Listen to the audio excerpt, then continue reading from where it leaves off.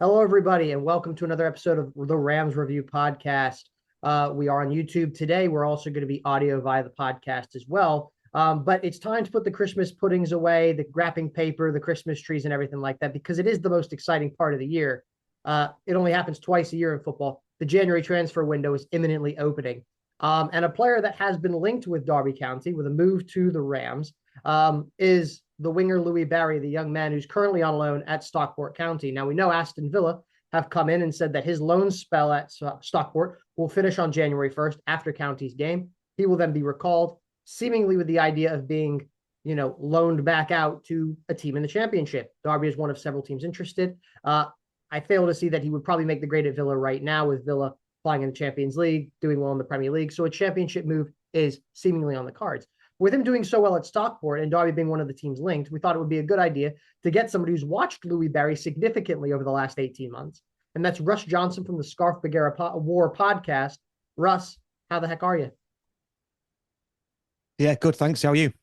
Yeah, not too bad. Not too bad. Excited about this because I remember it was COVID year. I think Villa got hit with COVID in the FA Cup. I think Liverpool were away doing Club World Cup stuff. And Louie Barry, I remember watching this game because I was like, this is going to be weird. And Louie Barry played for Aston Villa. He scored a goal against Liverpool, and Jurgen Klopp was just oozing about him. I think he called him like something similar to Jamie Vardy or something like that. And I've always kind of tracked the young lad since because I thought, wow, this guy played really well. Liverpool at the time were champions, champions of the Champions League, champions of Europe, high flying. And you're thinking, okay, this guy's got a bit of a future. He went on loan to Ipswich. He's been to MK Dons. He's been a few different places. And Derby were a name linked with him. So I was really excited about that. And to see that he's doing well at Stockport County was good for him and good, obviously, for you guys as well. Talk to me a little bit about, Russ, about the news that Louie Barry will be being recalled from Stockport County. Is this good news because he's not playing well, or is this devastating news because he is performing well for Stockport? Yeah, I think you know, and all your listeners know what the answer to that is. I mean, he's playing exceptionally well. He's in a team that's good around him as well, on the right path, on the upward trajectory. Not many people outside of North Wales know that we've got heavy investment as well. And our aim is to get to the championship within another 3 years, so we can attract loan players like Louie Barry. But yeah, he's been brilliant. He came to us at the start of the previous season, got a hamstring injury at Crewe away, and then only really came back with about 5 games to go and wasn't really at it. And luckily, we managed to get him back on a full season-long loan this season, which has been cut short for reasons that Villa are taking him back. Whether they loan him out to another club, that remains to be seen. I'm not going to speak to speak for everybody in the fan base, but there's definitely a strong school of thought that why get him back into Villa just to loan him out to a championship club? Because that's a bit of a risk. It's a bit of a gamble. Whereas he might not, hit the ground running, that kind of thing. Why not just keep him at County, at Stockport County, if that's the case, and let him play out the rest of the season? So our feeling is, and certainly my feeling is, that going back to Villa is to sell him.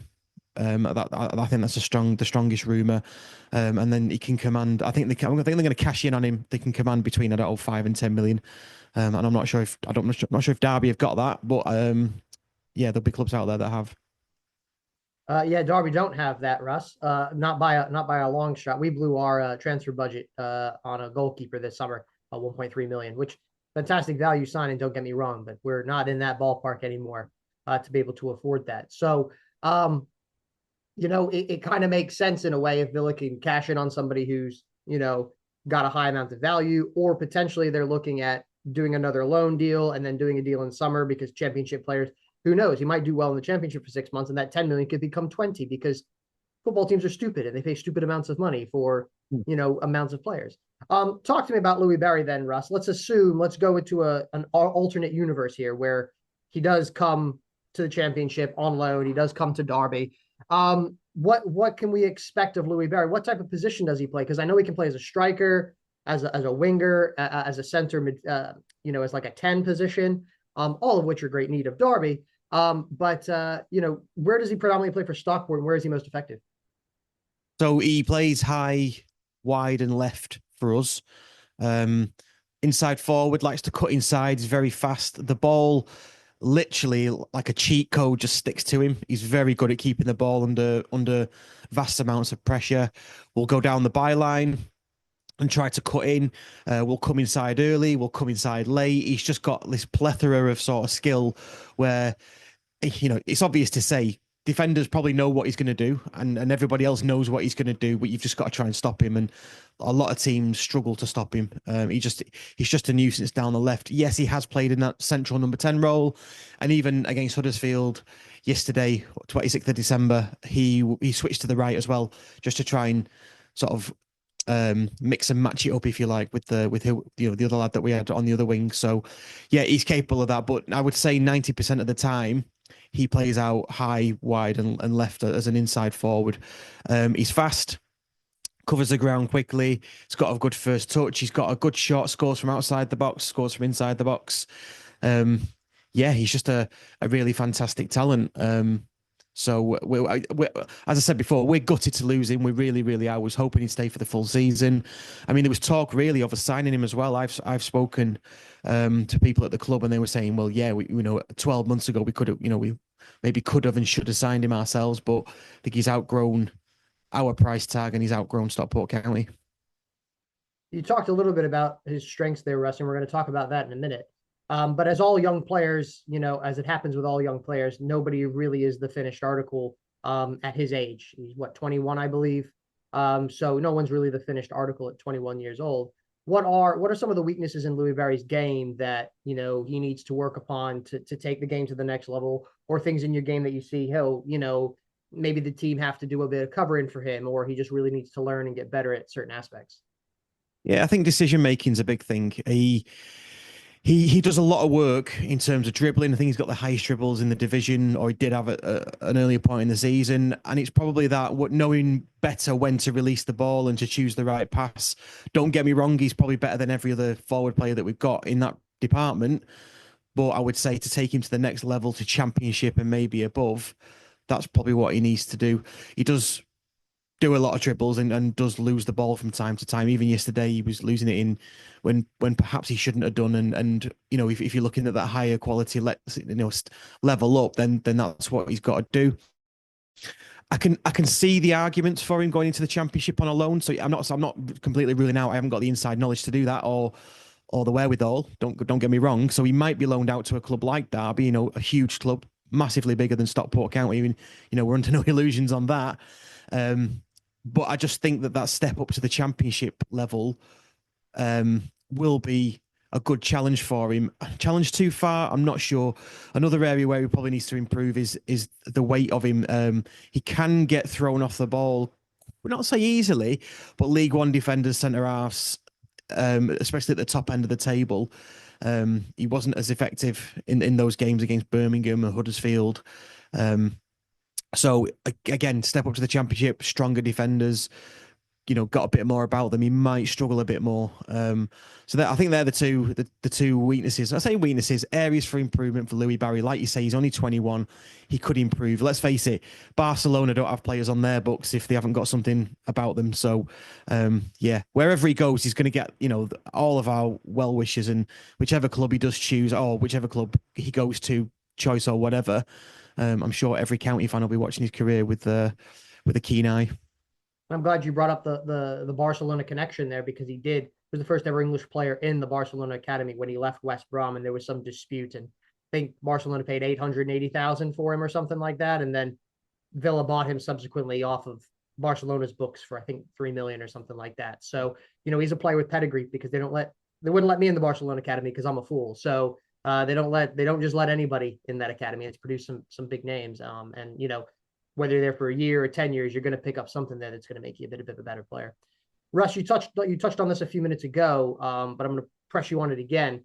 Strengths of Louie Barry. You said pace. You said the ability to for the ball to be kind of sticky to his foot. What are kind of the strengths of Louie Barry? Yeah, I mean, just that really. I think one of his biggest strengths for me is his ability to be, what's the word? To be unpredictable when it comes to the one-on-one. So definitely when he gets the ball and his first touch is sublime. You know, we play into him, we play over him, we play onto him quite a lot. And whatever that is, it sticks to him. He's good at that. He's good at sort of running onto it or controlling it first time. And then it's that unpredictability when he's facing that, say, right back or right wing back or whatever it is, right centre half, to tie them in knots. In most cases, it happens 9 times out of 10. They'll end up dizzy or on the floor. I mean, he's put a couple on the floor this season already, so he's good at sort of dinking, twisting and turning. He's probably picked that up. I mean, he probably had that anyway, I would say, as a youth player. That's probably where Barcelona like it, because he's very tidy. He's got that low centre of gravity. If you think sort of Xavi and Iniesta kind of thing, in terms of centre of gravity, he's got that, and he can throw his shoulder quite quickly as well. So the defenders never know where he's going to go, because even if he goes down there to, you know, down there the wing to the byline, he can use his left foot. Okay, it's not just for standing on. He's not great on it, but he has got a couple of assists with that left foot. So what he'll either do is he'll either come back, shift it onto his right, play back, or try and go across the box. Or if he does go down to the byline, he'll just try and cut in and use what body strength he has got to sort of shield it from going out for a goal kick or whatever, and then trying to get into the box. And then once you're in the box, someone like Louie Barry, you know, it's bully's gamble then, isn't it? He could get brought down, or he could get a ball away, he could get an assist, whatever, you know, cause havoc. And that's what he does. He just causes havoc, generally whenever he gets the ball. And Russ, that's really good to hear, because I've been noticing, and you know this, defenders for some reason cannot stop having a nibble in the box, even if the attacker is going nowhere. You just cannot help having a nibble, and you know you can get some good penalties and some good chances that way. Free kicks, penalties, that kind of thing.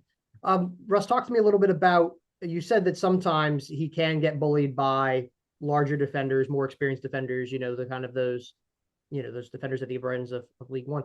How does he react? What's his mentality like for that? Is it somebody that, you know, if you kick him early, he's completely ineffective for the rest of the 90 minutes? Or, you know, does he have that mindset of like, okay, you got me this time, I'm going to get you next time, and keep trying and keep attacking? Yeah, well, let me just retract the word bullied first. I probably said that earlier. I don't think he gets bullied. I just think he gets out muscled. So he doesn't sort of let that get to him, and then he sort of, you know, goes on nice and neatly to your sort of second comment. I've never seen him shirk away from anything. He's not the type of player that gets kicked or is unfairly done by, and then moans at the referee or anything like that. He literally gets up and gets on with it, and he'll just try again, and he'll just keep on trying again, and that doesn't seem to affect him that much. On the flip side to that, he can have a really quiet game as well, and then pop up with the goal that will win you the match, or the run that will assist to winning the match. You know, that kind of thing. So he's got all that in his locker. He definitely doesn't strike me as someone who gives up easily, and he definitely strikes me as someone who's determined and, you know, wants to carry on. And I think that's a testament to his family, really, because his family are, you know, I won't say well known around the club, but they are around the club. They love it here as well.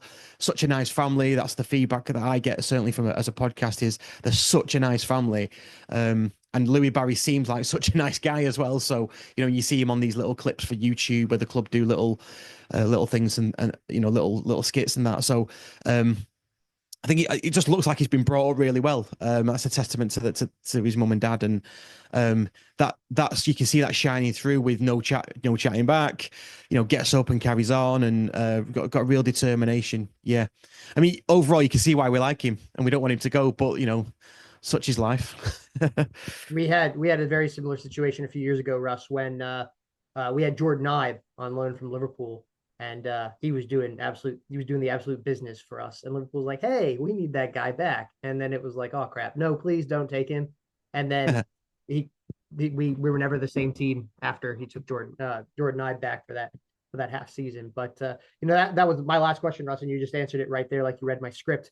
Was, you know, his mentality, what he's like in the dressing room as a person, that kind of thing, because I know, you know, head coach Paul Warren really values good people in the building, and Derby's done a good job at trying to not only get good footballers, but also people that, you know, don't have egos, that fit well together, that mesh into a group really, really well. And you know, hopefully we can add Louie Barry to that list. So I'm excited for it, Russ. I feel bad for you guys who enjoy the last few days of Louie Barry in a Stockport shirt, because I'm pretty sure I think Villa have already made it known that he is coming back officially. So, do you think will they substitute him and you get a standing ovation on the last game, or are they playing away, Stockport?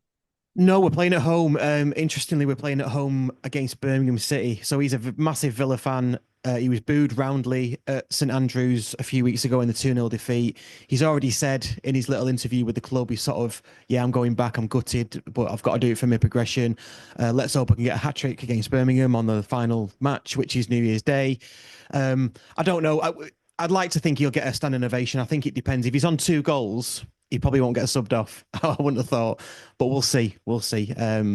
But it'd be, yeah, it won't be. It'd be a weird one for us as Stockport County fans, because I'm sure a lot of your listeners will know of our plight, sort of in the recent, I don't know how many years, to 15, 20 years. We've not really had this before, where we've had such a good player that is leaving on good terms, and we know when he's leaving. Do you know what I mean? And we've got a few games to almost to say goodbye, really. So yeah, I'm not going to stand here and say it's going to be emotional and tearful, but it's definitely going to be a different feeling for us. Yeah, to be able to say goodbye to a player rather than just like, oh man, they're just not here anymore, and it just kind of gets taken away from you. But Russ, thanks for spending the last 15 minutes or so with me. I really appreciate it. Russ Johnson from the Scarf Bagara War podcast. Russ, thanks so much. No problem. Thank you.